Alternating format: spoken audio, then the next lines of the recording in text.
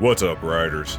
You know those moments when manufacturers swing for the fences but end up hitting themselves in the face? That's exactly what we're talking about today. The absolute worst motorcycle engines that someone made into production bikes. Let's kick this off with a bike that turns every ride into a survival story.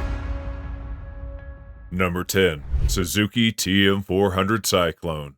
The Suzuki TM400 Cyclone was built as a motocross bike that had a 400cc two-stroke engine packed with 32 horsepower of pure, uncontrollable chaos. But the problem wasn't just about the power, it was how it delivered it that made it truly terrifying. The lightweight flywheel caused vicious kickbacks during ignition that could snap your leg faster than you could say, "bad idea." To make it worse, the engine's power delivery was so erratic that it could unexpectedly and violently hit 4,000 RPM, turning every trail ride into an impromptu rodeo. That's not all. Suzuki went further to equip this beast with their ironically named Pointless Electronic Ignition (PEI) system, which was supposedly added to make starting easier, but instead it made the unpredictability worse by delivering inconsistent sparks. This, combined with poor suspension and a frame that had all the rigidity of a wet noodle, made up a bike that wasn't just hard to ride, but made one feel hurt all the time. The machine earned quite a reputation as one of the most feared dirt bikes of the early 1970s, sending plenty of riders to their unplanned meetings with the ground and probably their healthcare providers. Number 9. Bimota V2. Next up is an Italian ambition gone wrong. The Bimota V2 was considered revolutionary at its time of production. The 500cc V-twin two-stroke engine came with the first electronically controlled direct fuel engine system in a motorcycle. On paper, it promised cleaner emissions and higher power. In reality, it delivered pure mechanical heartbreak. The engine's power delivery was about as predictable as a game of roulette, thanks to the poorly designed fuel injection system that caused intermittent surges or cuts in performance. Imagine trying to ride a bike that couldn't decide if it wanted to go fast or stall. That was the Bimota V2 experience for its riders. But the complications didn't stop there. The engine suffered from frequent oil leaks and poor crankcase sealing that would make even a vintage British bike blush. Bimota tried to fix these issues by switching to carburetors in later versions, but by then the damage was done. They produced fewer than 400 units before the company went belly up, making this not just an engineering failure, but a company-killing disaster. Number 8. BMW F650 Single. This engine proved that even German engineering isn't infallible. BMW usually hits home runs with their designs, but with the F650 they swung and missed so hard they nearly broke the bat. This single-cylinder engine vibrated like it was trying to shake itself apart, having more stalling issues than a teenager learning stick shift, and came with enough electrical gremlins to start their own support group. The biggest issue was that owners often reported regular fuel injection problems, making the bike about as reliable as a chocolate teapot. The vibrations were so intense that riders got numb hands after just an hour of riding. Not exactly the premium experience BMW owners expected. To make matters worse, the bike suffered from weak voltage regulators and ignition coils, leading to starting problems that would leave you stranded in the most inconvenient places. BMW eventually addressed some of these problems, but the F650 engine remains a black mark on their otherwise stellar reputation. Number 7. Kawasaki H1 Mach III 500cc. Now we're getting into the really wild stuff. The 1969 Kawasaki H1 Mach III was the original Widowmaker, and yes, it earned that namesake. It consisted of a 500cc, 3-cylinder, two-stroke monster, packed a shocking 60 horsepower and could hit speeds of 120 miles per hour. The H1's power delivery was like an on-off switch. Nothing, then boom! The engine's torque would surge unexpectedly, often lifting the front wheel off the ground without warning. We're talking about spontaneous wheelies that nobody asked for and nobody was prepared for. And the handling? Let's just say it was interesting, especially at high speeds, where the bike developed a wobble that would make your teeth chatter and your life flash before your eyes. The brakes were woefully inadequate for the bike's speed capabilities, making every fast ride an exercise in prayer. This combination of explosive power delivery, questionable handling, and minimal braking ability created what many consider one of the most dangerous production motorcycles ever made. Number 6. Honda CX500 Plastic Maggot. The Honda CX500 was also known as the Plastic Maggot, proving that even Honda can lay an egg sometimes.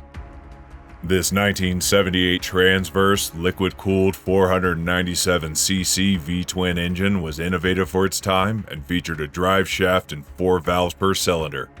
Sounds promising, right? Well, one of the most significant problems was its faulty crankshaft bearings, which failed more often than New Year's resolutions. The timing chain tensioner was another weak spot, often failing and resulting in a noise that sounded like you were carrying a pocket full of loose bolts. Riders reported wobbling at high speeds due to the top-heavy design resulting from the engine's taller build. While it was praised for its supposed durability and easy maintenance, the CX500's poor frame rigidity made it handle like a shopping cart with a wobbly wheel, especially when cornering or riding on uneven terrain. The stator failures were another special treat. Nothing quite like having your electrical system decide to take an unscheduled vacation while you're miles from home.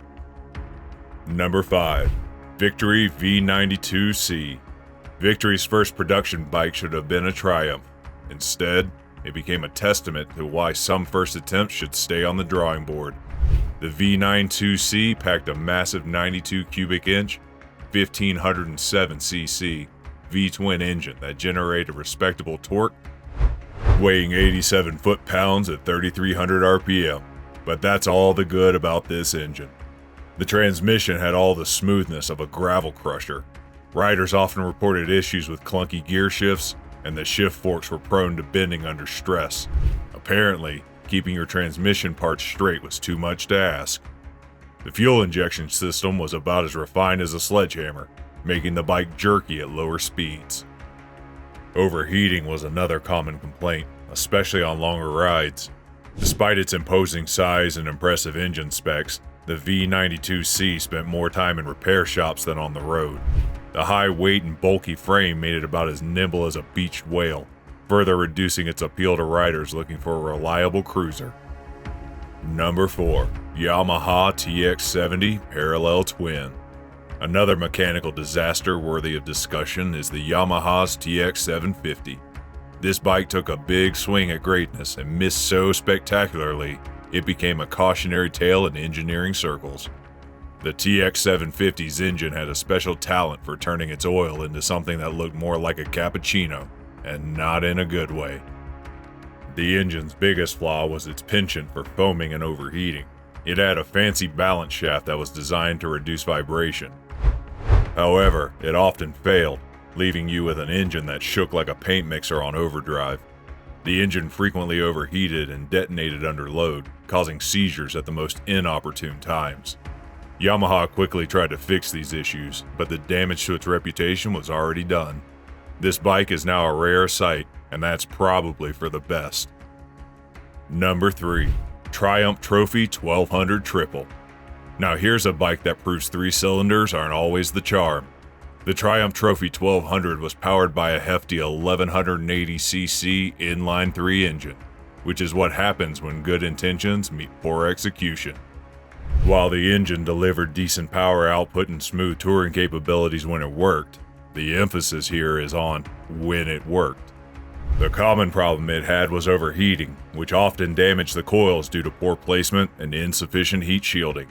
Riders often complained of fuel leaks, particularly from the carburetors, which was said to have led to frequent stalling, especially when idle. Another issue was the sprag clutch, which tended to break in earlier models, making it difficult to start the engine. And that's not all. The real big deal was the third gear that had a tendency to self-destruct. The gearbox issues were so widespread that many owners faced costly repairs, turning their touring dreams into garage nightmares. Number 2. Suzuki RE5 Rotary Engine. Rotary engines sound cool, right? Well, Suzuki tried to prove otherwise with the RE5. This bike was supposed to be futuristic, but ended up being a mechanical nightmare that made wallets cry. The rotary engine was quirky, but its thirst for oil and complex maintenance made it more impossible. The engine consumed more oil than gas, needed constant maintenance, and had a cooling system that seemed designed by someone who'd never heard of thermodynamics. It constantly had overheating issues, and the fuel economy was like pouring gas straight on the ground. The constant maintenance schedule meant you were spending more time in the garage than on the road.